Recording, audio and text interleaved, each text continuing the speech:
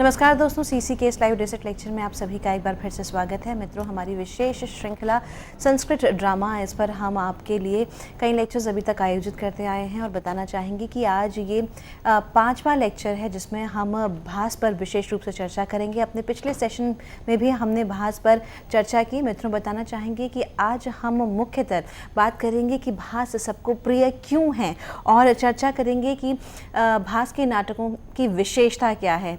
कुछ ऐसी ही रोचक बातें आज हम आपके साथ साझा करेंगे। और आज के इस व्याख्यान के लिए एक बार फिर से हमारे साथ हमारे स्टूडियो में मौजूद हैं डॉक्टर पंकज मिश्र। डॉक्टर पंकज मिश्र सेंट स्टीफेंस कॉलेज के संस्कृत विभाग में एसोसिएट प्रोफेसर हैं। तो आइए आज फिर इनका हम स्वागत करते हैं और इनके माध्यम से आज फिर हम भास पर चर्चा करते हैं और ज्ञान अर्जित करते हैं। तो डॉक्टर पंकज मिश्र, आपको बहुत बहुत स्वागत है। धन्यवाद गीतिका जी।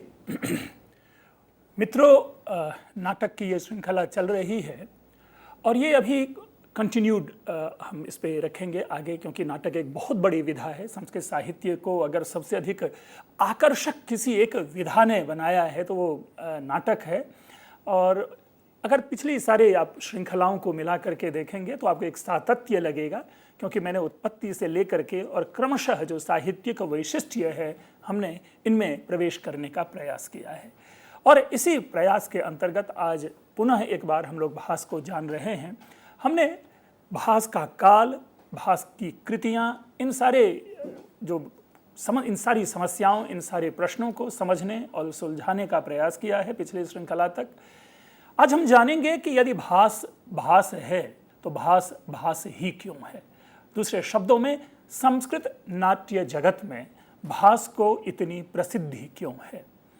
हमने अपनी श्रृंखलाओं में यह भी बताने का प्रयास किया है कि भास नाटककारों के लिए एक पहेली है।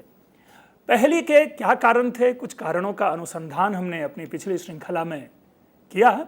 आज हम ये जानते हैं, कुछ और तथ्य जानते हैं इनके विषय में।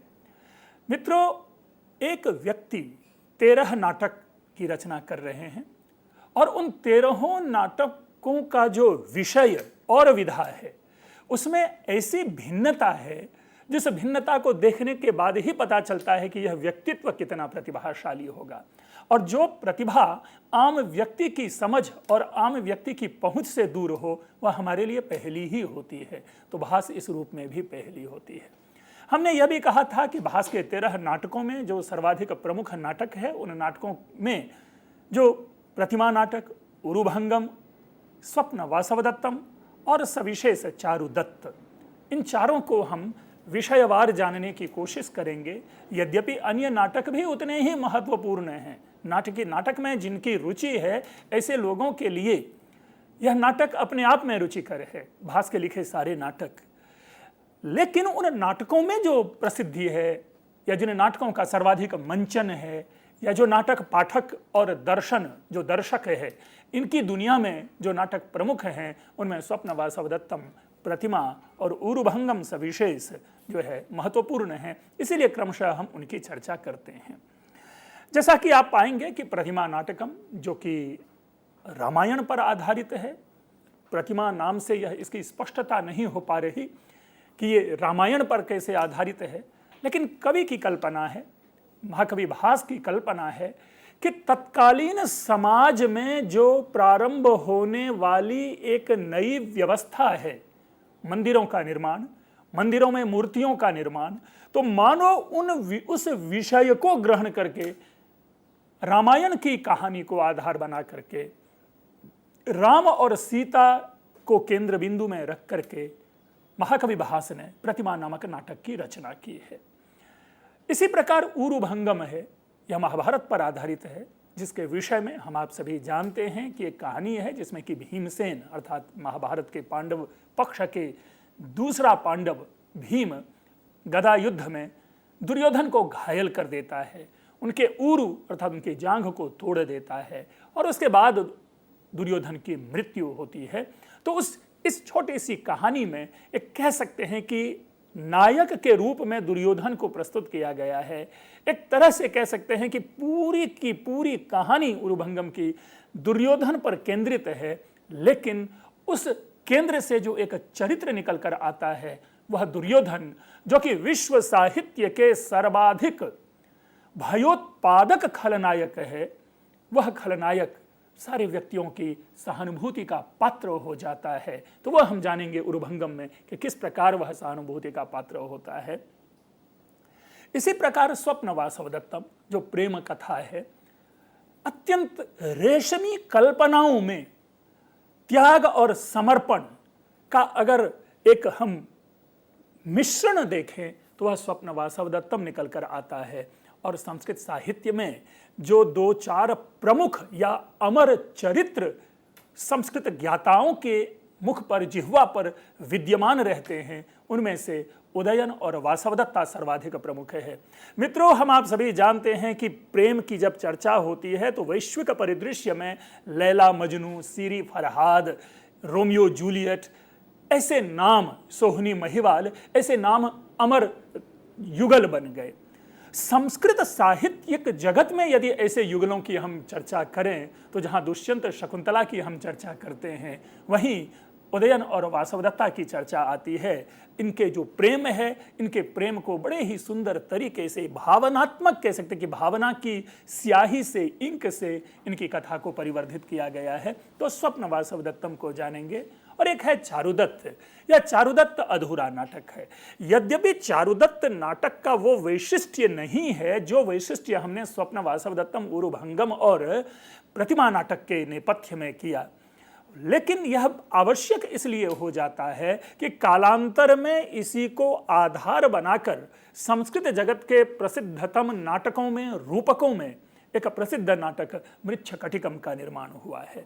इस मृच्छकटिकम की जो पूरी की पूरी कहानी है वो मानो चारुदत्तम की कहानी उठा ली गई है। चारुदत्तम के ही चरित्र हैं, चारुदत्तम के ही विषय बिंब हैं। तो इस प्रकार हम इन चरित्रों को, इन चारुदत्त नाटक को भी हम जानेंगे। हम सबसे पहले देखते हैं कि भास के नाटक की क्या विशेषता है। यहाँ पर हम बिंदु लेते हैं। मित्रों, जब हम इन बिंदुओं की चर्चा यहाँ रखकर करते हैं तो इसका यह अर्थ नहीं कि ये बिंदु ऐसे बिंदु हैं जिनमें भास केवल प्रमुख हैं, या ये बिंदु ऐसे बिंदु हैं जिनमें अन्य नाटककार प्रमुख नहीं है। बल्कि जब हम नाटककारों का विश्लेषण करते हैं, नाटककारों की चर्चा करते हैं, नाटककारों की समीक्षा अथवा नाटक की समीक्षा करते हैं, तो उन नाटककारों और नाट्यों के संदर्भ में हम इन बिंदुओं का विश्लेषण करते हैं। और तदनुसार हम पाते हैं कई सारी हमने विशेषता लाने की कोशिश की है, जिसमें भाषा है, भाव है, चरित्र है, हास्य है, द्वंद्व है, चरित्र परिष्कार है, उपेक्षित चरित्र को परिचय देना है, विविधता एवं मौलिकता है, अभिनय होना है, अनावश्यक विस्तार तथा कार्यान्विति में शिथिलता का अभाव होना इनके नाटक की विशेषता है। चरित्र जब हम पाते हैं तो ऐसे चरित्रों में हम वास्तविकता, मनोवैज्ञानिकता तथा मार्मिकता पाते हैं। हमें इन नाटकों में एक भीतर ही भीतर, अंडर करंट जिसको कहते हैं, प्रवाहित होने वाला संघर्ष दिखता है। यह संघर्ष किसी आयुध, किसी अस्त्र, किसी शस्त्र का संघर्ष नहीं है, बल्कि कॉन्फ्लिक्ट विद इन जिसे कहते हैं, अपने ही मध्य जो व्यक्ति संघर्ष करता है, हम इस संघर्ष को देखते हैं। और उस संघर्ष को यदि आम भाषा में अभिव्यक्त करें तो जिसको हम किंग कर्तव्य विमूढ़ता करें, कहते हैं कि क्या करूं क्या ना करूं, ऐसी जो स्थिति उत्पन्न होती है, हम उस संघर्ष को देखते हैं। फिर हम नायक की बात करेंगे। इसी आधार पर हमने कुछ उदाहरण लिया है संस्कृत के, जिसमें श्लोकों के माध्यम से हम इनकी विशेषता को जानने की कोशिश करेंगे। तो सर्वप्रथम हम पहले भाषा की चर्चा यहाँ करते हैं और जानते हैं कि भास की भाषा कैसी है। अगर आप इसको भाषा वैज्ञानिक दृष्टि से देखें भास के नाटकों को, तो यह संस्कृत, इसका जो संस्कृत है वो पूर्ववर्ती संस्कृत प्रतीत होता है। एक ऐसा संस्कृत है, एक ऐसी संस्कृत भाषा है जिसमें किसी भी प्रकार का प्रयोग प्रारंभ नहीं हुआ था। इस प्रयोग से मेरा तात्पर्य यह है कि उनको विशुद्ध जो है वो, जिसको एलिट क्लास कहते हैं, यानी विद्वानों की भाषा का स्वरूप इस भास की भाषा में हम नहीं पाते, बल्कि जो सामान्य बोलचाल की भाषा है, हम आप जैसे साहित्यिक हिंदी, साहित्यिक अंग्रेजी या साहित्यिक अन्य भाषा को छोड़ करके घर में अपनी माता से, अपनी बहन से, अपने पिताजी से, अपने मित्रों से जिस प्रकार किसी भाषा में बात करते हैं, उसी प्रकार की भाषा संस्कृत महाकवि भास ने अपने काव्यों में प्रयोग में लाया है। यहां तक कि इनके पद्य इतने सरल हैं कि जिन पद्यों को किसी व्याख्या की जरूरत नहीं होती, उन पद्यों को समझने के लिए डिक्शनरी में जाने की जरूरत नहीं होती। हम जब उनके उदाहरण आपके सामने रखेंगे, जो कि आगामी व्याख्यान में इसी में आगे हम रखेंगे, तो उनमें जब उसको आपको लाएंगे तो स्वयमेव आपको अर्थावबोध हो जाता है। उसके लिए किसी हिंदी या अंग्रेजी अनुवाद को पढ़ने या जानने की जरूरत नहीं होता। अब अगर जो सर्वाधिक प्रसिद्ध है, अगर आप पाएं स्वप्न वासवदत्तम को ही लें, तो इनके जो प्रथम 2-4 डायलॉग हैं, अगर उस डायलॉग को देखें, 2-4 सैनिक आते हैं आश्रम में और आश्रम में जो भीड़ है उस भीड़ को हटाते हैं और पद्मावती का रथ आ रहा होता है। पद्मावती के रथ के आगे ये सैनिक चल रहे होते हैं और भीड़ को हटाते हैं। अब पाएंगे, देखेंगे, छोटा वाक्य है, उत्सरत आर्या उत्सरत, हट जाओ भाई, रास्ते से हट जाओ। तो उस पर बेचारी वासवदत्ता वहां है जो कि वेश बदल कर आई है। उनको लगता है वो तो रानी थी, महारानी थी, उदयन की पत्नी थी, सबकी पूज्या थी, तो इनको भी क्या हटाएंगे क्या? तो उस पर भी बड़े छोटे छोटे सुंदर सुंदर वाक्य है, जो मैं वाक्यों के दौर में उसकी चर्चा करूंगा। लेकिन जो भाषा की स्पष्टता की दृष्टि से मैंने आपके सामने बातें रखी। अब जैसे एक छोटा सा पद्य है, अगर सुने, वहाँ योगंधरायण जो कि मंत्री है और वेश बदलकर वासवदत्ता के साथ है, तो उसको उत्तर देता है। जब पूछती है वासवदत्ता कि क्या हमें भी हटाया जाएगा इस रास्ते से, क्योंकि वासवदत्ता के मन में अभी भी वो एक जो गौरव है, वो जो गर्व का विषय है कि वो महारानी है, वो अभी तक उसके मन से गया नहीं है। तो वहां पर वो कहते हैं कि हाँ, एवं अनिर्ज्ञातानि दैवतान्यप्यवधूयन्ते, कि ऐसे अनजाने में तो देवता का भी अपमान हो जाता है। आप भले ही महारानी हैं, लेकिन सामने जो आने वाला सैनिक है वो आपको नहीं पहचानता, तो नहीं पहचानता तो आपको भी करेंगे। और उन्होंने एक बड़े ही सुंदर यूनिवर्सल वाक्य का प्रयोग किया कि एवं अनिर्ज्ञातानि दैवतान्यप्यवधूयन्ते, कि अनजाने में भगवान का भी अपमान हो जाता है।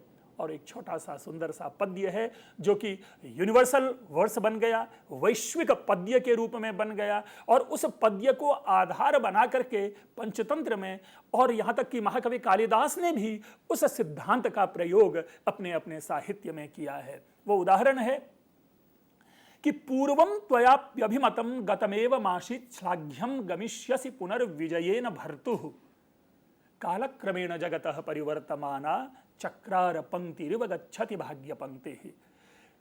कि वासवदत्ता, आपको भी पहले इसी प्रकार चलना अभीष्ट था जिस प्रकार की पद्मावती अभी आ रही हैं, अर्थात पद्मावती जिस प्रकार रथ पे चढ़कर आ रही हैं और उसके आगे के सैनिक आम प्रजा को, वहां से साधारण सामान्य प्रजा को आपके आगे से हटा रहे हैं ताकि भीड़ ना हो, उसी प्रकार आप भी जब चलती थीं, चला करती थीं या आगे आने वाले दिनों में चलेंगी, तो ये जो सैनिक है आपके लिए भी इसी तरह लोगों को हटाएंगे और आप भी सम्मान पूर्वक रथ पर सवार होकर के चलेंगी।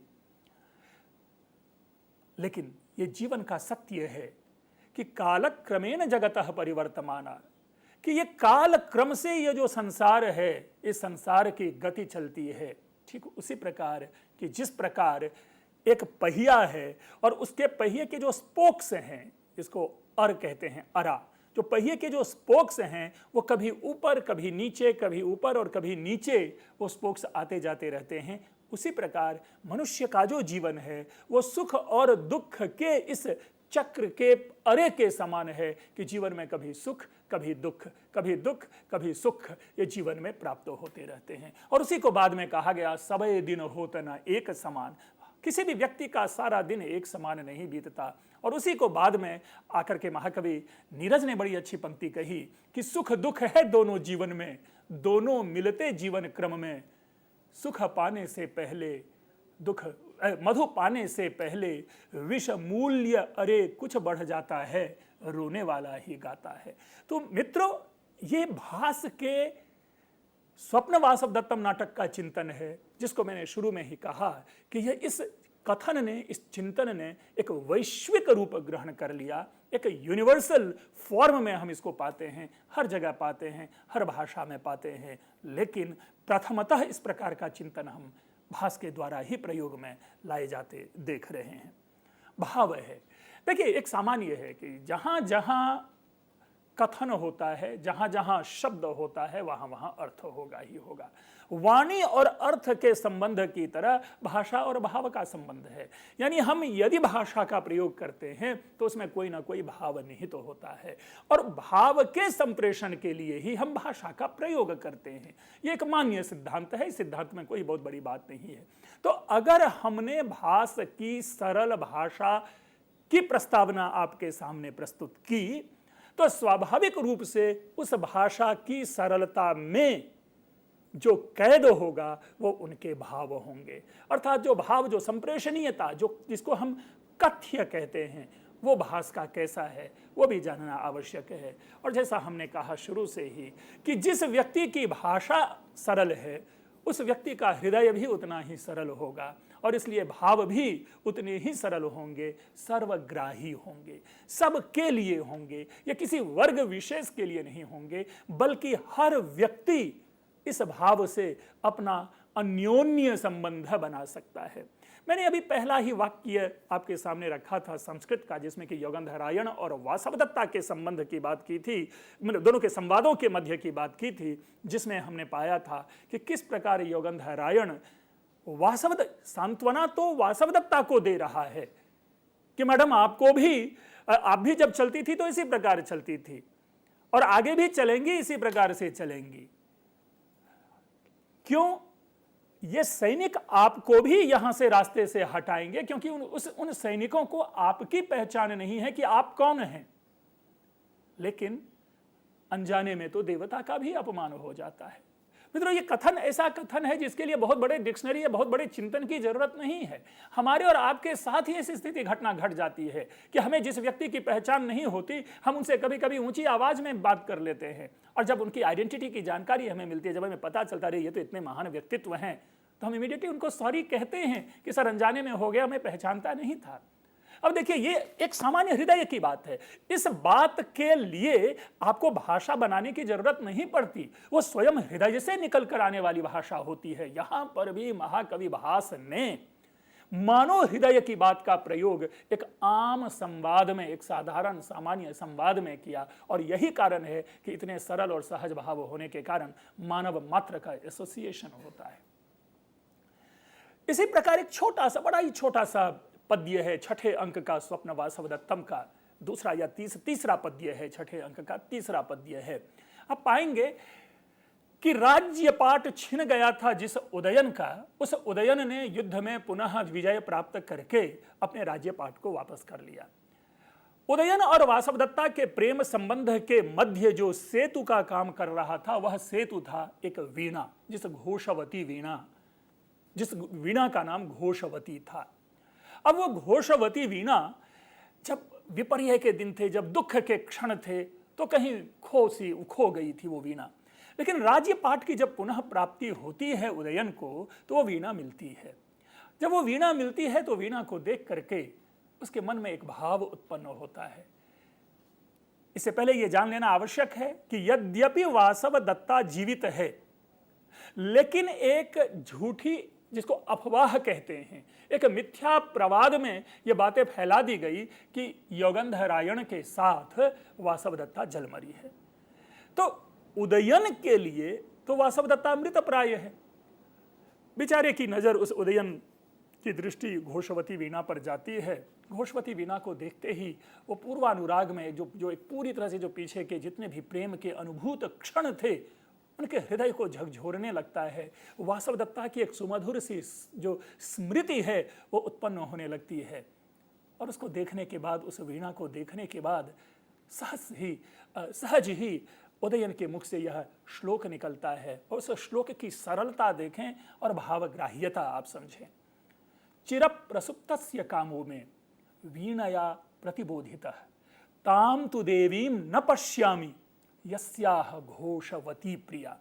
दूसरे शब्दों में कहते हैं, चिर प्रसुप्तः कामों में, जो मेरा प्यार, जो मेरा प्रेम चिरकाल के लिए सो गया था, अर्थात जो मेरा प्रेम मेरे जीवन से दूर हो गया था, इस वीणा ने उसे फिर से जगा दिया।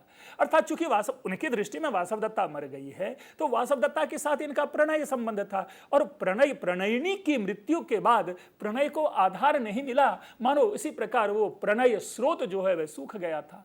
लेकिन अचानक वीणा के दर्शन से पुनः वासवदत्ता की स्मृति जग आती है। तो देखिए कितना सरल है। चिर प्रसुप्तः कामों में मेरा प्रेम वीणया, वीणा के द्वारा प्रतिबोधित जगा दिया गया।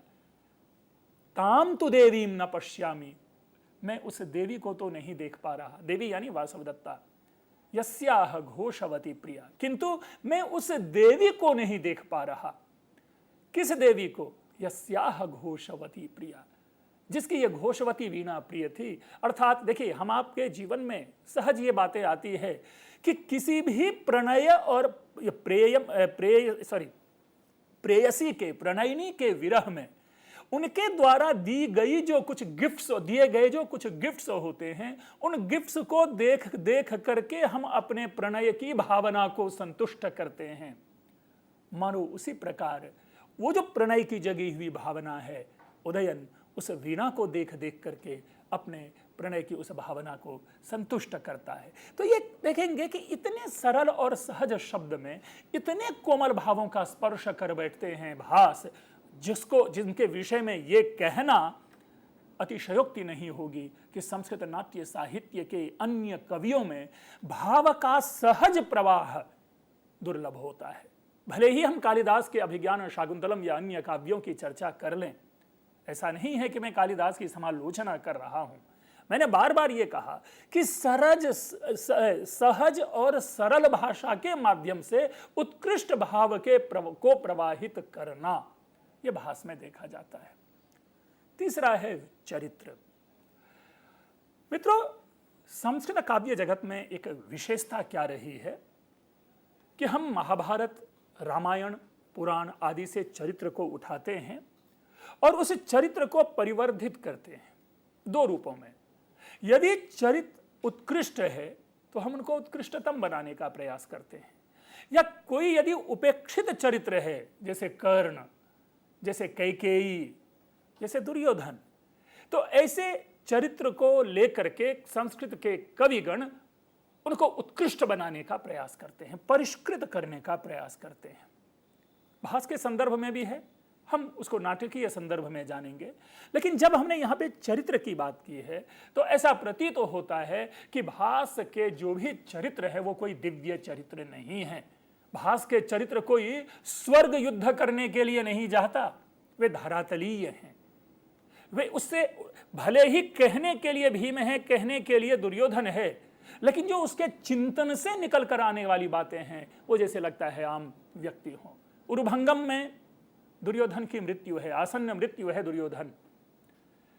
इसकी जानकारी दुर्योधन की पत्नी पौरवी और मालवी, माता पिता धृतराष्ट्र और गांधारी और पुत्र दुर्जय को होता है कि उनके जो स्वजन हैं अर्थात दुर्योधन, वो मृत्यु शैया पर हैं और उनको गदे की चोट है, वो अंतिम अवस्था में है। सारे विलाप करते हुए दुर्योधन के पास आते हैं मिलने के लिए और अपनी तरफ से जो भी सांत्वना वचन हो सकता है उनके लिए वो देते हैं। और उन सारी स्थितियों के मध्य मृत्यु के क्षण वो व्यक्ति मृत्यु शैया पर है और इतिहास उसे एक प्रतिनायक समझता है, इतिहास उसे महान खलनायक समझता है। उस व्यक्ति की भाषा देखिए, जिस व्यक्ति की दृष्टि में माता और पिता तक आदरणीय नहीं रहे महाभारत के युद्ध में, बार बार दुर्योधन उनके ऊपर आक्षेप लगाते रहे धृतराष्ट्र और गांधारी के ऊपर, वो दुर्योधन अपनी माता और पिता के लिए देखिए क्या वाक्य का प्रयोग करता है। वो वाक्य है, वो श्लोक है कि नमस्कृत्य वदामि त्वाम यदि पुण्यम मया कृतम। नमस्कृत्य वदामि त्वाम यदि पुण्यम मया कृतम अन्यस्यामपि जात्यामेव त्वमेव जननी भव। यहाँ जनको भव लिखा हुआ है, चूंकि छंद दोष तो नहीं है, लेकिन मूल में त्वमेव जननी भव है। वस्तुतः इस प्रयोग का इसका हमने अन्यत्र भी प्रयोग किया था और जननी की जगह पे जन को प्रयोग लिया था, वो एज इट इज यहाँ पर आ गया है। मेरी स्मृति में जन को ही शब्द रहता है। अस्तु, लेकिन जो मैं दुर्योधन की पंक्ति की बात कर रहा हूँ, दुर्योधन की पंक्ति यह है कि नमस्कृत्य वदामि त्वाम, अर्थात हे मेरी माता गांधारी, मैं आपको प्रणाम करके कहता हूं कि यदि पुण्यम मया कृतम, कि मैंने अपने जीवन में थोड़ा भी पुण्य किया होगा, तो अन्यस्याम अपि जात्याम में, अगले जन्म में भी त्वमेव जननी भव, आप ही मेरी माता बनना। इससे बड़ी बात क्या हो सकती है? अगर दुर्योधन के समग्र चरित्र, दुर्योधन का व्यक्तित्व अगर आपके सामने आ रहा होगा, तो कहीं ना कहीं ऐसा अहंकारी, ऐसा खल, ऐसा दुष्चरित्र, ऐसा अनैतिक कार्य करने वाला कोई व्यक्ति नहीं भारतीय इतिहास में कम से कम दिखता है। यानी रावण और दुर्योधन की जब बात करते हैं तो दुर्योधन कहीं महाखल प्रतीत होता है, और उस व्यक्ति को देखने के बाद से ही लगता है कि यह निर्दयी होगा, इसमें किसी भी प्रकार की भावना नहीं होगी, भाव शून्य व्यक्तित्व होगा दुर्योधन। लेकिन जब हम इस पद्य को पढ़ते हैं, जब भास के द्वारा प्रवर्तित इस पद्य को पढ़ते हैं, तो उस व्यक्ति को किस तरह धराशायी कर दिया है, समान जीवन में, हमारे आम जीवन में उतार करके रख देता है भास। और तब कहता है कि नमस्कृत्य वदामि त्वाम यदि पुण्यम मया कृतम अन्यस्यामपि जात्याम में त्वमेव जननी भव, तुम्हें मेरी मां बनना। क्या इस तरह की विनम्रता इतने बड़े प्रतिनायक के मुंह से निकलवाना, यह भास की सहृदयता का द्योतक नहीं है? कि किस तरह से एक कवि उस महाचरित्र को हमारे सामने प्रस्तुत कर देता है। तो ये है जिसकी हम बार बार चर्चा कर रहे थे कि इनके जो चरित्र हैं, भास ने जिस प्रकार अपने चरित्र का परिवर्धन किया है, मैं उसकी चर्चा कर रहा था कि वस्तुतः यह कार्य भास या भास जैसे कवि ही कर सकते हैं, कि जिसको हम कहते हैं अखरोट तोड़ना बड़ा कठिन कार्य होता है। मानो ऐसे व्यक्ति को तोड़ करके आंखों से आंसू प्रवाहित हो रहे हैं, उनको लग रहा है वो मृत्यु कुछ ही क्षण में 2 या 3 मिनट के बाद वो मरने वाले हैं, और अपनी मां से जाते जाते आखिरी निवेदन करता है। ये है भास के चरित्र। भास के चरित्र उदयन को आप पाएंगे कि व्यक्ति राजा है। मैंने एक जगह लिखा है कि जो राजा होते हैं वो प्रेमी नहीं होता, जैसे दुष्यंत, और जो प्रेमी होता है वो राजा नहीं होते, जैसे उदयन। उदयन राजा है, लेकिन जब वह प्रेम करता है वासवदत्ता से, तो अपने सारे नृपत्व का, अपने राजत्व का परित्याग कर देता है और प्रेम में डूबा हुआ, नहाया हुआ, सना हुआ हमारे और आपके जैसा एक सामान्य युवक बन जाता है, एक सामान्य प्रेमी बन जाता है, और उसके भी आंसू टपकते हैं अपनी प्रिया के विरह में। और तब जाकर के योगेंद्रायण कहता है, एक ब्रह्मचारी उनके विषय में कहता है कि नैवेदानीम तादृशाश्चक्रवाकाः नैवाप्यन्ये स्त्री विशेषैरभियुक्ताः धन्या सा स्त्री याम तथा वेत्ति हर्ता भर्तृस्नेहात् सा हि दग्धाप्यदग्धा। मित्रों, मैं इस विषय को कंटिन्यू रखूंगा। अभी बस एक क्षण का विराम है, जो एक पारंपरिक विराम होता है। उसके बाद हम लोग पुनः इस विषय को, इस चिंतन को और उस भास को जानने का प्रयास करेंगे।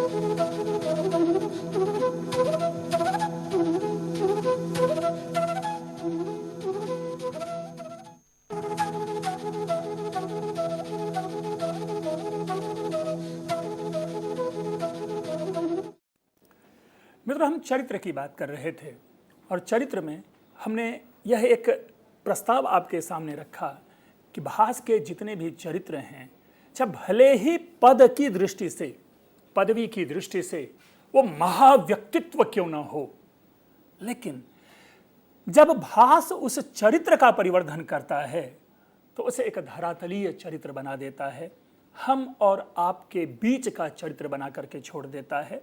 हमने उदाहरण में उदयन की चर्चा की थी, उदयन के प्रणय की चर्चा की थी, उदयन का प्रेम जो वासवदत्ता के प्रति है उसकी चर्चा की थी, और वासवदत्ता और उदयन के मध्य एक विरह संयोग है, विरह होता है। उदयन के लिए वासवदत्ता मर जाती है, जो कि मरी नहीं है। उदयन की समझ में वासवदत्ता नहीं है, और उस प्रिया के वियोग में जो उदयन सम्राट है, राजा है, बहुत बड़ा राजा है। इतिहास में भी अगर उदयन की आप चर्चा पाएंगे तो एक राजा के रूप में उदयन एक चरित्र उपलब्ध होता है, लेकिन हम ऐतिहासिक उदयन की बात नहीं बल्कि उस उदयन की चर्चा करते हैं जो भास का चरित्र है और राजा है। क्या कभी ऐसा लगता है कि राजा भी आंसू टपकाते होंगे, और वो प्रेम में? राजा अगर सहृदय है तो प्रजा की पीड़ा से उनकी आंखों से आंसू टपकते हैं, प्रेम में उनके कभी आंसू नहीं टपकते। हम ये अनुमान भी नहीं लगा सकते कि राजा भी प्रेम में आंसू टपकाते होंगे। लेकिन उदयन के विषय में जो चर्चा आपके सामने प्रस्तुत की, एक एक वाक्य को समझिए कि एक ब्रह्मचारी आ रहा है और ब्रह्मचारी ने किसी के मुंह से सुन रखा है कि उदयन की क्या स्थिति है, तो यौगंधरायण के द्वारा पूछे जाने पर वह पूछ बैठता है कि राजा स्वस्थ तो हैं, राजा ठीक तो हैं। उसी का जवाब देता है ब्रह्मचारी और कहता है कि नैवेदानीम तादृशाश्चक्रवाका, कि आज चकवे की भी वह स्थिति नहीं है जो स्थिति उदयन की है। मित्रों, चकवा चकवी का एक अमर प्रेम माना जाता है जिसमें एक दूसरे के बिना किसी की सत्ता नहीं होती, एक के बिना दोनों क्षण भर भी नहीं रह सकता। तो कवियों ने इसे एक आदर्श प्रेम मान करके साहित्य में ऐसे प्रेम के रूप में चकवा चकवी के प्रेम को हमारे सामने प्रस्तुत किया है, और तभी उन्होंने कहा है, उसे चक्रवाक शब्द के प्रयोग मात्र से उदयन के प्रेम की स्थिति उन्होंने स्पष्ट कर दी कि नैवेदानीम तादृशाश्चक्रवाका, कि अब चकवों की भी ऐसी स्थिति नहीं है जो स्थिति उदयन की है। तो नैवेदानीम तादृशाश्चक्रवाका नैवाप्यन्ये स्त्री विशेषैर वियुक्ता, कि अपने अपने विशिष्ट स्त्रियों से दूर रहने वाले, अलग रहने वाले, विरह में रहने वाले किसी अन्य व्यक्ति की ऐसी स्थिति होगी जैसी स्थिति यहां पर है। दूसरे शब्दों में मैं ये कह सकता हूं, हमें समझना चाहिए कि कहीं ना कहीं इसके माध्यम से राम और सीता के मध्य इशारा किया गया हो, क्योंकि स्त्री विशेषैः शब्द है, अर्थात राम की भी वो दशा नहीं थी सीता के वियोग में जो दशा अभी उदयन की है वासवदत्ता के वियोग में। तो दूसरे कोई भी ऐसे अन्य व्यक्ति नहीं है जो स्थिति अपनी पत्नी के विरह में उदयन की है। धन्यास्या सा स्त्री याम तथा वेत्ति भर्ता, वो स्त्री धन्य है जिनको उसका स्वामी उसकी मृत्यु के बाद भी उतना ही प्रेम करता है जितना उसके सामने प्रेम करता था। वस्तुतः देखिए, ये प्रेम भी कितना आदर्श होता है। लोग प्रेम आदि के विषय में बड़ी भारी भारी टिप्पणी कर बैठते हैं कि परोक्ष जब स्त्री की मृत्यु हो जाए या विरह हो जाए तो व्यक्ति अपने लिए कोई दूसरा रास्ता ढूंढ लेता है, लेकिन मृत्यु के बाद भी राजा उदयन, जो राजा कई सारी रानियां ला सकता था, जिस राजा की कई सारी प्रेमिकाएं हो सकती थी, यहां तक कि महाकवि कालिदास ने अभिज्ञान शाकुंतलम के प्रथम अंक में यहां तक पंक्ति दे दी कि बहुवल्लभाः राजानः श्रूयन्ते, कि राजा की तो क्षमा करेंगे तीसरे अंक में, कि राजा की तो ढेर सारी पत्नियां होती हैं, लेकिन भास के उस राजा को देखिए जिनकी पत्नी की तो दूर बात, केवल एक प्रेमिका है जो प्रेमिका अब है नहीं, मर गई हैं। उनके लिए कहते हैं कि धन्या सा स्त्रीयाम तथा वेत्ति भर्ता, अर्थात भर्ता यानी स्वामी जिसको इतना अधिक प्यार करता है, भर्तृ स्नेहात् साहि दग्धाप्य दग्धा, पति के इस प्रेम से, इस प्रेम के कारण वह स्त्री वासवदत्ता जलकर भी नहीं जली है, अर्थात मानो मूर्त रूप में उदयन के समक्ष वह प्रिया, वह प्रेमिका, वह पत्नी विद्यमान है। तो यह चरित्र है जिसका परिवर्धन महाकवि भास करते हैं। मित्रों, भास की एक जो सर्वाधिक, जो सबसे अधिक अन्य जो इनकी प्रशंसा होती है वो प्रशंसा होती है इनके हास्य को लेकर के। और पिछली श्रृंखला में हमने इस विषय में टिप्पणी भी की थी और एक श्लोक सुनाया था कि यस्याश्चौरश्चिकुर निकुरः कर्णपूरो मयूरो भासो हासः कविकुल गुरु कालिदासो विलासः हर्षो हर्षो हृदये वसति पंचबाणस्तु बाणः नैषाम केशाम कथय कविता कामिनी कौतुकाय। यहाँ पर भासो हासः शब्द है और वहीं से पंक्ति ले ली गई और काव्य जगत में, साहित्यिक जगत में, कवि जगत में, नाट्य जगत में भास के संदर्भ में यह परंपरा चल पड़ी कि भास जैसा हास किसी का नहीं है, अर्थात हास्य के सर्वश्रेष्ठ कवि जो हैं वो भास है। उसके पीछे मूल कारण है। मूल कारण हम यह देखते हैं कि इसके पीछे भी शायद कहीं ना कहीं स्वप्न वासवदत्तम हो। अन्यथा क्या है कि अगर जो महाभारत प्रधान या जो रामायण प्रधान इनके नाटक है उनमें विदूषक का अभाव है, उनमें हास्य का अभाव है, वो भाव प्रधान वे सारे के सारे नाटक हैं। वस्तुतः हास्य की संभावना जगती ही वहां पर है सामान्यतया जहां पर प्रणय प्रसंग होता है।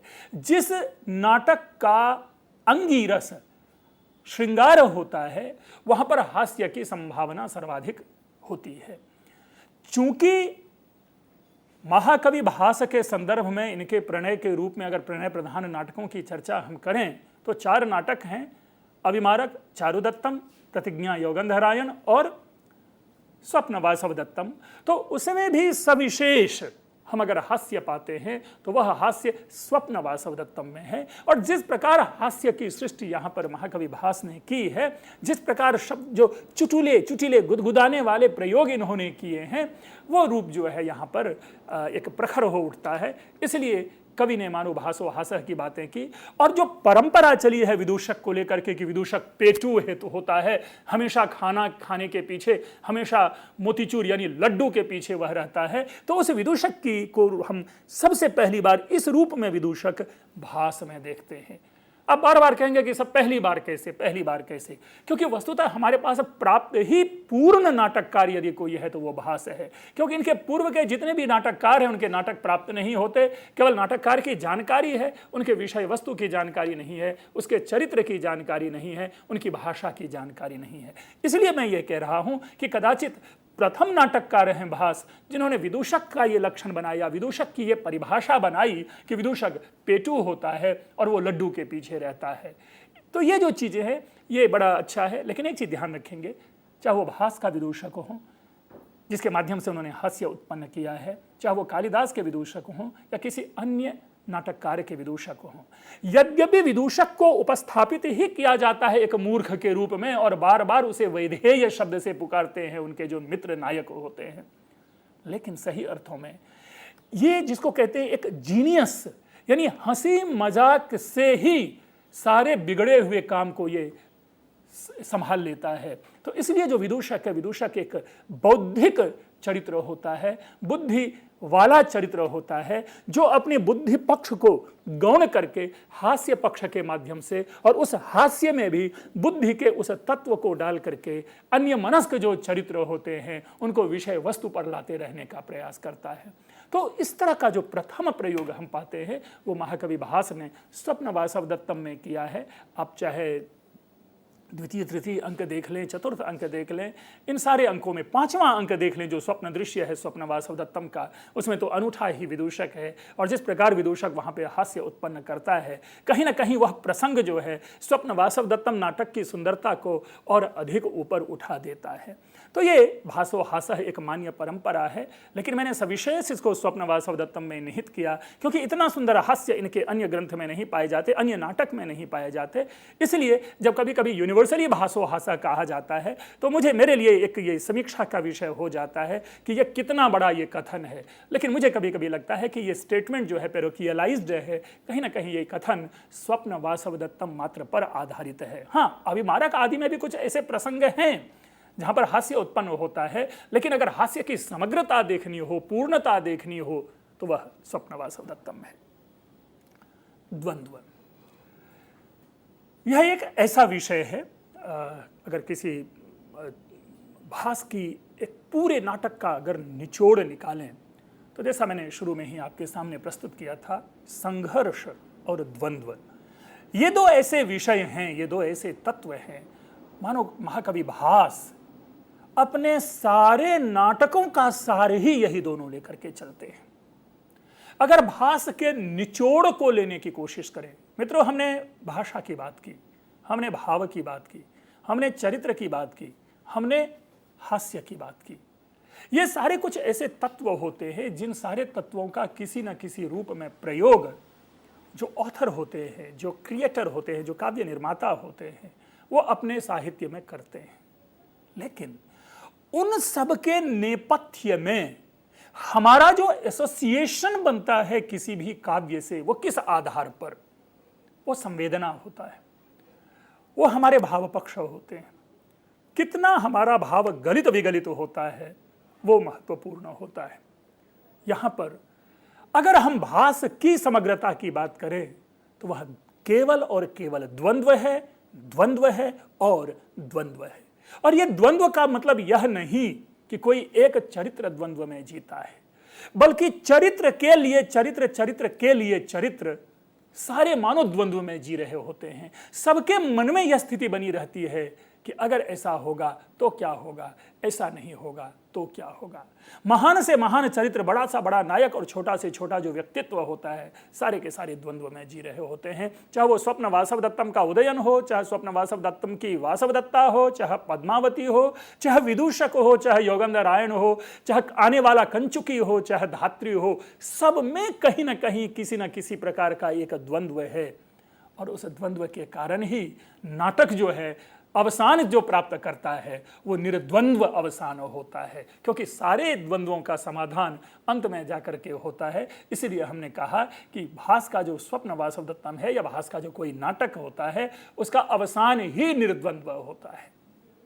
तो ये दो चीज हमने बात कही, द्वंद्व और निर्द्वंद्व। ऐसी स्थिति में भास के नाटक, भास के चरित्र, भास के नायक, भास की नायिका झूलते रहते हैं और अंत में जाकर के उनको एक परिणाम प्राप्त होता है।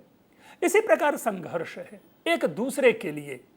ऐसा नहीं है कि अपनी अभीष्ट की प्राप्ति के लिए व्यक्ति अपने को थ्रो कर रहा है। कालिदास के नाटकों में आप पाएंगे कि दुष्यंत अपने लिए आगे बढ़ रहा है, शकुंतला के अपने विषय हैं, अन्य चरित्र, सारे के सारे चरित्र कहीं ना कहीं स्व में आवृत्त है। लेकिन भास के नाटक के सामान्य चरित्र को, प्रायशः किसी भी चरित्र को आप ऐसा नहीं पाएंगे कि वो स्वनिष्ठ हों, वो स्वस्थ हों, बल्कि ये सारे के सारे नाटक परस्थ होते हैं। ये सारे के सारे जो नायक हैं, चरित्र हैं, वे परनिष्ठ होते हैं दूसरों के लिए। अब आप पाएंगे कि जैसे ही कंचुकी प्रवेश करता है वासव दत्ता के यहाँ घर से, यानी उनके पिताजी के द्वारा भेजा गया एक संदेशवाहक कंचुकी है, जब वह प्रवेश करता है उदयन के पास, तो उससे पहले भी उसके मन में द्वंद्व है। ये जा रहा हूं, ये सारी चीजें तो अच्छी है, काश वासव दत्ता जीवित रहती। इसी प्रकार अब उदयन के मन में द्वंद्व है, पता नहीं क्यों इन्होंने भेजा है, उन्होंने मुझे पुत्र की तरह पाला, उन्होंने मेरे लिए ऐसा किया, उन्होंने मेरे लिए ये किया, और मैं उनकी पुत्री की रक्षा तक नहीं कर पाया, न जाने अब वो मुझे क्या कहेंगे। तो वस्तुतः ये जो विषय है ये हर जगह महाकवि भास में पाया जाता है। इसलिए मेरा व्यक्तिगत यह मानना है कि भास के सारे नाटकों का निचोड़ संघर्ष और द्वंद्व है।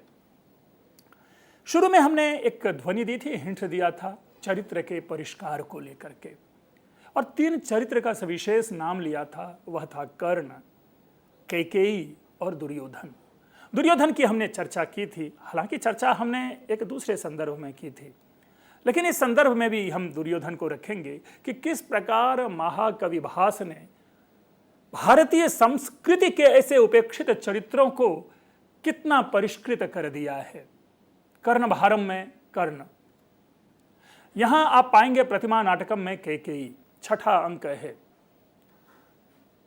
भरत कैकेयी से मिलने जाता है और बहुत बुरी तरह से कैकेयी के साथ पेश आता है, मातृत्व सम्मान को खो देता है भरत, और यहां तक कि पूरी तरह से जो स्त्री समवाय है उसके ऊपर टिप्पणी कर बैठता है कि स्त्रियां तो ऐसी ही होती हैं। यह अलग विषय है कि भास के इस प्रयोग और इस तर्क से मैं व्यक्तिगत सहमत नहीं हूं, लेकिन समीक्षा जगत वहां पर यह मानता है कि भास ने कैकेयी के चरित्र का परिष्कार इस रूप में किया है कि कैकेयी कहती है कि मैंने यह कार्य राम का जो वनवास है इसका आयोजन इस रूप में किया था कि एक वो कहानी सुनाता है कि एक बार दशरथ के हाथों एक निर्दोष व्यक्ति की मृत्यु हो जाती है। श्रवण कुमार आदि का प्रसंग है, यद्यपि वहां पर उन्होंने श्रवण कुमार आदि का नाम नहीं लिया है, लेकिन लोक कथा में जो श्रवण कुमार का की जो कहानी रूप में हमारे सामने उपस्थित है वो उसकी ओर वो इशारा है। तो वो कहते हैं कि उनके माता पिता ने कहा था कि तुम भी इसी प्रकार जो है अपने पुत्र वियोग में मारे जाओगे। एक ये, और दूसरा उन्होंने कहा था, तो फिर उन्होंने कहा कि अच्छा ठीक है मारे जाओगे, तो इसका क्या अर्थ हुआ, तो लेकिन फिर भी आपने 14 वर्ष का वनवास क्यों मांगा। तो वहां पर एक संवाद देता है भास कैकेयी को कि मैं मांग तो रहा था 14 दिनों का वनवास, लेकिन मेरी मनस्थिति इस प्रकार बौखला सी गई थी, मेरी मानसिक जड़ता इतनी प्रबल हो गई थी कि मेरे मुंह से अचानक 14 बरस निकल गया, 14 वर्ष का वनवास निकल गया। मित्रों, ये कहानी है, कवि की कल्पना है, हम इसे रामायण की कहानी के आधार पर नहीं जोड़ सकते। मैं केवल विषय ले रहा हूं कि किस प्रकार चरित्र का परिष्कार किया है।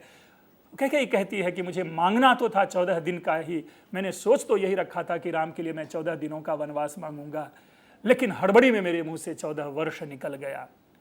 तो ये कहती, राम भरत कहता है कि मैं कैसे विश्वास करूं, तो वहां पर सुमंत्र कहता है कि नहीं, यह कथन सत्य है। और वामदेव जो हैं, जो कि इनके पुरोहित थे दशरथ के, उनको विश्वास में लेकर के कैकेयी ने यह कार्य किया था। मित्रों, 3 बातें आई, जो तीनों बातें रामायण की कथा से सर्वथा भिन्न है, लेकिन तीनों बातों से 2 बातें तो निस्संदेह कहीं ना कहीं लगता है कि कैकेयी के चरित्र का परिष्कार हो रहा है कि उनके मुंह से 14 दिवस की जगह पे 14 वर्ष निकल गया। और दूसरा ये कि उन्होंने यह कार्य वामदेव को विश्वास में लेकर के किया था।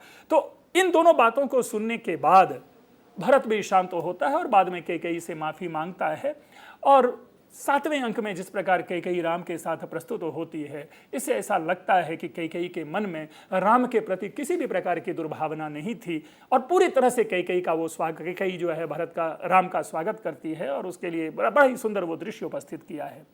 लेकिन जिस तीसरे तर्क की मैं बात कर रहा हूं कि उन्होंने शाप दिया था कि पुत्र वियोग से दशरथ की मृत्यु होगी, इसीलिए ये आयोजन था, तो मैं समझता हूं कि ये आयोजन जो है इस प्रकार जो है ये गलत है कि भले ही उसका शाप हो, लेकिन जो स्वजन होते हैं वो शाप से अपने अभीष्ट को बचाने का प्रयास करता है, ना कि उनकी मृत्यु के लिए किसी कार्य का अनुष्ठान करे।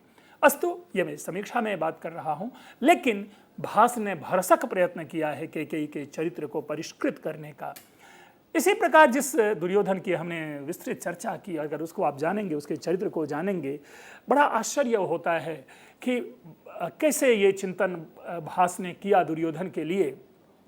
मैंने अभी उनकी त्वमेव जननी भव वाला पद्य सुनाया था कि नमस्कृत्य वदामि त्वाम यदि पुण्यम मया कृतम अन्यस्यामपि जात्याम में त्वमेव जननी भव। ये तो माता के प्रति उनके भाव थे। लेकिन उसका छोटा सा पुत्र है, 7-8 वर्ष का बालक है दुर्जय। उस कहा कि देखो भाई, मैंने अपनी बातें माँ से कर ली, पिता से कर ली, अपनी पत्नियों से मालवी और पौरवी से कर ली, तुमको भी उपदेश देना है, तुमको भी हमें अनुशासित करना है दुर्जय, तो तुम मेरी बात को सुनो। और बड़ा ही सुंदर वो वाक्य है, मैं उस वाक्य को सुनाता हूँ आपके सामने।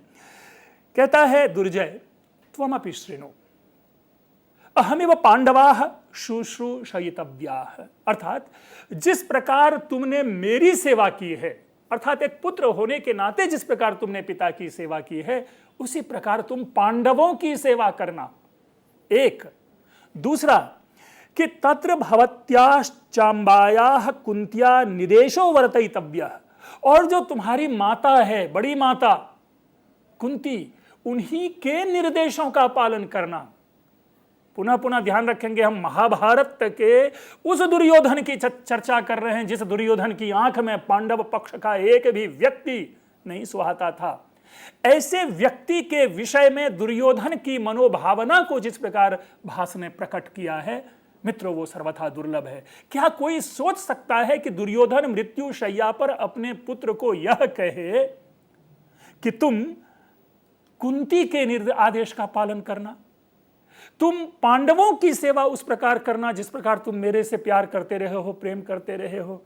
और तो और अभिमन्योर जननी द्रौपदी चोभे मातृवत पूजयितव्ये। मतलब अभिमन्यु की माता सुभद्रा और द्रौपदी, उन दोनों को अपनी माता के समान उनकी पूजा करना, उनका आदर सम्मान करना। बताइए, उस मृत्यु शैया पर वो ये भी कह सकता था कि मेरे जाने के बाद मेरे माता पिता का ध्यान रखना, तुम अपनी इन दोनों माताओं का ध्यान रखना। लेकिन उस व्यक्ति के मन में जो बातें हैं, देखिए किस प्रकार सहजता, दोनों आंखों से आंसू टपक रहे हैं दुर्योधन को। कहीं ना कहीं उनको जीवन का एक पछतावा प्रतीत हो रहा है और अपने बेटे को वो सारी बातें कह रहा है जो सारी उनसे गलतियां होती चली गई। और फिर अंत में कहता है कि मेरे पुत्र दुर्जय, मेरी मृत्यु हो जाएगी, और मेरी मृत्यु इस कारण नहीं होगी कि मुझे किसी गलत व्यक्ति ने मारा, बल्कि युद्ध भूमि में मेरे समान ही बलवान भीम ने मुझे मारा। और तुम इस चीज से गौरवान्वित होना कि तुम्हारे पिता के समान भीम भी बलवान है। इस रूप में तुम भीम को देखना। अपने शोक का परित्याग करना, किसी भी प्रकार का शोक मत करना।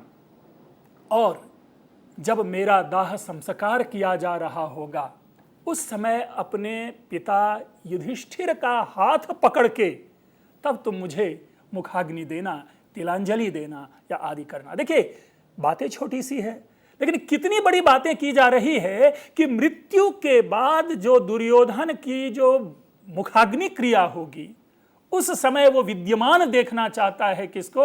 युधिष्ठिर को। अब इस प्रकार का चिंतन भास के द्वारा देखें कि दुर्योधन नामक उस महान प्रतिनायक को कितना ऊपर लाके खड़ा कर देता है।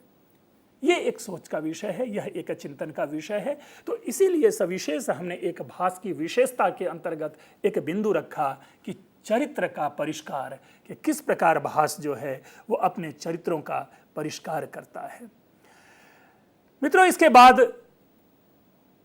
और भी कई चीजें हैं, जिसमें कि एक है विविधता एवं मौलिकता, पुनः है अभिनय, अर्थात इनके नाटकों की ये विशेषता है जिनमें हम विविधता पाते हैं। अर्थात न केवल इन्होंने मान्य परंपरा से रामायण, महाभारत, पुराण आदि पर नाटकों की रचना की, बल्कि स्वप्न वासवदत्तम, प्रतिज्ञा, यौगंधरायण, अभिमारक और चारुदत्त प्रभृति ऐसे नाटकों का भी निर्माण किया जो ऐतिहासिक कथा है और लोक कथा है और स्वयं अपनी कल्पना से प्रसूत कथा है। तो इसलिए इस रूप में विविधता है। और चूंकि जहां कल्पना से प्रसूत है और जहां भी ऐतिहासिक चरित्रों को लेकर के, पौराणिक चरित्रों को लेकर के उन्होंने किया, तो आश्चर्य आपको यह लगेगा कि महाभारत के उन चरित्रों के साथ भास खड़े नहीं होते, बल्कि महाभारत के जिस चरित्र को उन्होंने अपनाया उसे उन्होंने अपने चरित्र का रूप दे दिया। चाहे वो उदयन हो, दुर्योधन हो, राम हो, भरत हो, लक्ष्मण हो, इन सब की जब मैं नाटक की व्यक्तिशः चर्चा करूंगा, एक एक नाटकों की, तब उनमें इन सारी चीजों को हम विस्तार से बताएंगे कि किस प्रकार राम भास की दृष्टि में है। इसीलिए मैं बार बार कहता हूं कि वाल्मीकि के राम भिन्न होंगे, तुलसी के राम भिन्न होंगे, भास के राम भिन्न होंगे, कालिदास के राम भिन्न होंगे, और तो और भवभूति जैसे अन्य जितने भी नाटककार, जितने भी कथाकार, जितने भी कहानीकार हैं, उन सब लोगों ने राम को अपने अपने रूप में देखा। और तब जाकर के हम भास के राम की चर्चा करेंगे जब प्रतिमा नाटकम का विश्लेषण करेंगे। मित्रों, चर्चा बहुत बड़ी है और यह भी कंटिन्यू चलेगी चर्चा अपनी। हमने पाया कि कई सारे हमारे श्रोताओं ने, दर्शकों ने नाटकों को लेकर के, रूपकों को लेकर के परिचर्चा की है और उनके आने वाले कई सारे प्रश्न हैं। उन प्रश्नों का भी समाधान हम चाहेंगे कि आज हो, तो उसको भी हम इस विषय में लेंगे। लेकिन भास की जो ये परिचर्चा है, भास का जो ये विश्लेषण है, ये आगे बढ़ेगा। हम इसके नाटकों की और विशेषताओं को जानेंगे। एक और छोटी सी बात देखिए कि भास का जो नाटक है वो अनावश्यक विस्तार से रहित है। अब अनावश्यक विस्तार क्या है? अब एक एक अंक है, बड़ा से बड़ा अंक खींचे जा रहा है, यानी जिसकी कहानी पक्ष गौण होकर के वर्णन और विवरण पक्ष प्रमुख हो जाता है। भास ने अपने नाटकों में इस प्रकार का अनावश्यक विस्तार नहीं दिया है। यहां तक कि स्वप्न वासवदत्तम का जो दूसरा और तीसरा अंक है, अगर आप पृष्ठ परिमाण की दृष्टि से देखें तो वो 2-2 पृष्ठ के हैं। भास भी अब अगर अपने कवित्व का प्रयोग करता तो वो इसको एक विस्तार दे सकता था। उस उद्यान में जो क्रीड़ा है, उस क्रीड़ा को और सौंदर्य दे सकता था, लेकिन वे अनावश्यक विस्तार नहीं देते। क्यों? क्योंकि एक वो नाटककार है और नाटककार जो रंगमंचीय कलाकार होते हैं उनको यह ज्ञात होता है कि दर्शक की अपेक्षा क्या है। तो मानव भास ने अपने नाटकों का जो निर्माण किया है वह एक दर्शक की दृष्टि से किया है, ना कि एक कवि की दृष्टि से। तो इसलिए भास के नाटकों में अनावश्यक विस्तार नहीं देखा जाता है। मनोवैज्ञानिकता है, मार्मिकता है, इन सारी चीज़ों का विश्लेषण हम अगले प्रसंग में करेंगे। लेकिन मैं, जैसा कि मैंने अभी आपसे चर्चा की कि कई हमारे ऐसे मित्र हैं जो नित्यशः हमें मेल करते रहते हैं, नीचे कमेंट करते रहते हैं, तो उनके जो मन में उठने वाले प्रश्न हैं, उनकी जो समस्या है, उनके जो संदेह है, हम अभी आपके उन संदेहों का निराकरण यहाँ पर करेंगे।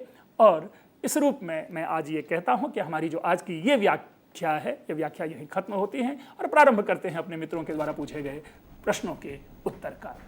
जी, डॉक्टर पंकज मिश्र द्वारा आज के व्याख्यान से आप सभी ज़रूर लाभान्वित हुए हैं, इस बात की हम उम्मीद करते हैं। और नित्य प्रति, जैसा कि डॉक्टर पंकज मिश्र ने कहा, हमारे पास आपके मेल्स पहुंचते हैं, आपकी जिज्ञासाएं हम तक पहुंचती हैं, तो उसके लिए आप सभी का बहुत बहुत धन्यवाद। डॉक्टर पंकज मिश्र, हमारे पास बहुत से मेल्स आए हैं और बहुत से जो स्टूडेंट्स हैं उन्होंने इस बात का भी अनुरोध किया है कि जो भी आपने UPSC पाठ्यक्रम के तहत यहाँ लाइव डिजिटल लेक्चर्स के ज़रिए पढ़ाया है, क्या उन्हें रिटर्न में भी कोई मटेरियल प्राप्त हो सकता है या नहीं?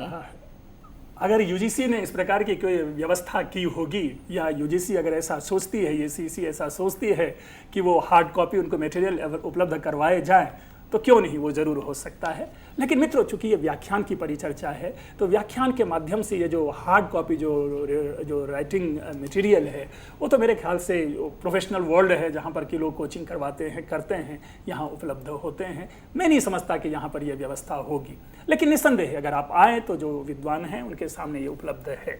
जी, एक स्टूडेंट ने रूपक के भेदों के बारे में भी प्रश्न पूछा है कि क्या हम रूपक के भेदों पर व्याख्यान कर सकते हैं, और क्या हम कर चुके हैं? अगर कर चुके हैं तो मैं गीतिका जी, जैसा कि मुझे ध्यान आ रहा है कि मेरे उस मित्र का नाम है अभिषेक तिवारी।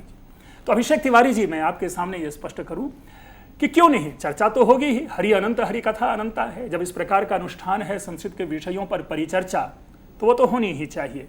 लेकिन आपके लिए मैं सविशेष बता दूं कि इसी नाटकीय श्रृंखला में, जैसे कि आज की यह श्रृंखला 5वीं है, लेकिन आप अगर संस्कृत ड्रामा 1, संस्कृत ड्रामा 2 सुने तो आप पाएंगे कि हमने रूपकों के ऊपर में पूरी चर्चा की है, विशिष्ट चर्चा की है, रूपक के भेदों की चर्चा की है। और रूपक के भेदों के जो 10 भेद हैं, ये 10 भेद ही है जिसमें कि नाटक है, उसी नाटक को लेकर के हम आगे बढ़े हैं। आगे हम प्रकरण आएगा, उनकी भी चर्चा करेंगे। लेकिन आपके लिए सविशेष ये है कि आप अपने मन में किसी प्रकार का संशय ना रखें। आप संस्कृत ड्रामा नंबर 1 और संस्कृत ड्रामा नंबर 2 ये दोनों व्याख्यान सुनेंगे, आपके प्रश्नों का उत्तर वहां निहित है। हाँ, फिर भी यदि उसमें कोई विशेष आप अपेक्षा कर रहे हो तो आप हमें लिखें, हम उनको भी अपनी व्याख्यान में समाहित करने का प्रयास करेंगे। जी, एक बार फिर हम डॉक्टर पंकज मिश्र का धन्यवाद देना चाहते हैं और मित्रों यही चाहते हैं कि नित्य प्रति आप हमें यूं ही लिखते रहें। और जैसा कि हम आपसे वादा करते हैं कि हम आपके प्रश्नों का हल साक्षात यहाँ लाइव डिजिटल लेक्चर्स के माध्यम से देंगे, तो अगली बार जब डॉक्टर पंकज मिश्र हमारे स्टूडियो पहुँचेंगे, हम कोशिश करेंगे कि हम आपके प्रश्नों का एक बार फिर से जवाब दे सकें। आप हमें लिख सकते हैं info.cec@nic.in पर। आप सभी से पुनः मुलाकात होगी, तब तक के लिए आप सभी को नमस्कार। डॉक्टर मिश्र।